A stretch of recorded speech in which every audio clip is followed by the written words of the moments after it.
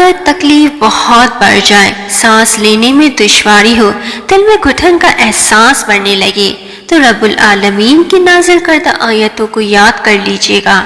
اللہ کسی جان پر اس کی طاقت کے برابر ہی بوجھ ڈالتا ہے۔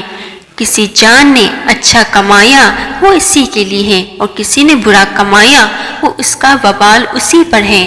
یقین مانیے، جس دن ہم دل سے اس بات پر ایمان لائیں گے نا کہ اس سے زیادہ پرسکون کیفیت ہمارے لیے اور کوئی نہیں ہوگی۔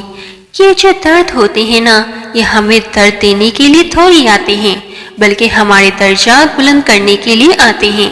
ورنہ ہماری ایسی نیکیاں کہاں ہیں کہ ہم ان درجوں تک پہنچ سکیں جو اللہ نے ہمارے لیے تیار کر رکھے ہیں۔ میرے بندے کو بتا دیجئے کہ میں بہت بخشنے والا مہربان ہوں، تو تم نے کیسے مان لیا کہ انجان ہے راستے؟ جس راستے پر اللہ مل جائے وہی تو منزل ہے تمہاری۔ اللہ تمہاری منزلوں کو یقیناً آسان کرنے والا ہے، وہ تمہیں کبھی مایوس نہیں کرے گا۔ تم اس بات پر یقین رکھو، اللہ تمہاری ساری مشکلات اور منزلات کو آسان کر دے گا۔ پتہ ہے جب حضرت زکریا نے دیکھا کہ اللہ سبحان اللہ تعالی حضرت مریم کو بن موسم بیل سے خوراک دے رہا ہے، بن باپ اولاد دے رہا ہے، تو ان کے دل میں ایک نئے سرے سے امید پیدا ہوئی کہ یہ مریم کے رب ہے تو میرے بھی رب ہے۔ پھر انہوں نے اللہ سے دعا کی کہ یا اللہ، میری ہڈیاں کمزور ہو چکی ہیں، میری زوجین، لیکن میں ہاتھ تجھ سے اولاد چاہتا ہوں۔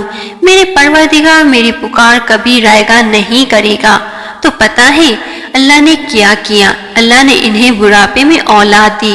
بڑھاپے میں اولاد سن کر عجیب لگتا ہے نا، ناممکن لگتا ہے۔ یہی تو پوائنٹ ہے، چند وہ جو ناممکنات کا پیدا کرنے والا ہے، اور تم ان میں سے ممکنات کے لیے رو رہے ہو۔ یہ بھی کتنی عجیب بات ہے۔ اب دیکھو، جسے وہ زکریا اور مریم کا درجہ ہے، ویسے ہی وہ ہمارے رب بھی ہیں۔ ان کے لیے معجزے ہوئے ہیں تو ہمارے لیے کیوں نہیں ہو سکتے؟ وہ اگر پکار کر محروم نہیں رہے تو ہم بھی امید لگا کر مایوس نہیں ہوں گے۔ بس اپنے رب پر یقین رکھو، بہت جلد وہ کن کہنے والا ہے، فیکن ہونے والا ہے۔ بس اپنی پکاروں کو تسبیح کی طرح مکمل کرتے جاؤ، پھر دیکھنا اللہ ہمیں اتنا دے گا کہ اس کی وسعت ہمیں حیران کر دے گی۔ انشاءاللہ تمہارے ساتھ بھی معجزات ضرور ہوں گے، لیکن تم یقین کو ختم نہیں ہونے دینا۔ اور ہاں، ہر زخم کی دوا ہے جب تک ساتھ خدا ہے۔ کیوں سمجھتے ہو یہی بس ختم ہے؟ زندگی اس سے آگے تو معجزوں کی راہ ہے۔ جب اللہ نے دعاؤں کی توفیق مقدر کا حصہ لکھ دی ہے تو جلد قبولیت کا معجزہ بھی ہوگا۔ یقین رکھو، جب اللہ کن کہے گا تو کون ہے جو تمہاری دعاؤں کی قبولیت میں رکاوٹ بنے گا؟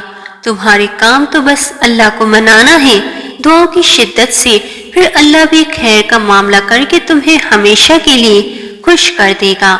اللہ جانتا ہے کون سی بات آپ کو پریشان کر رہی ہے۔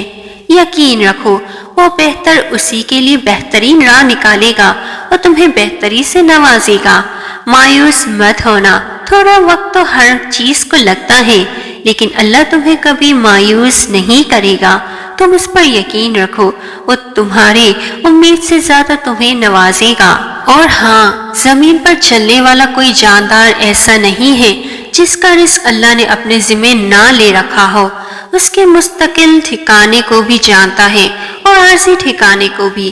ہر بات پر ایک واضح کتاب میں درج ہے۔ وہ کہ تمہاری فکر نہیں کرے گا جب وہ پرندوں کی کرتا ہے؟ تمہیں 70 ماؤں کے درجے سے زیادہ پیار کرتا ہے تو وہ کہ تمہیں ایسے ہی چھوڑ دے گا؟ نہیں، وہ تمہاری فکر کرتا ہے، تمہیں دیکھ رہا ہے، تمہیں سن رہا ہے۔ ہاں، اگر آزمائشیں آ رہی ہیں تو کچھ وقت کی بات ہے، صبر کر لو، اللہ تمہیں بہت ساری نعمتوں سے نوازے گا۔ قرآن پاک میں اللہ تعالیٰ فرماتے ہیں کہ دعا ایسی طاقت ہے جو پہاڑوں کو بھی سرکا سکتی ہے۔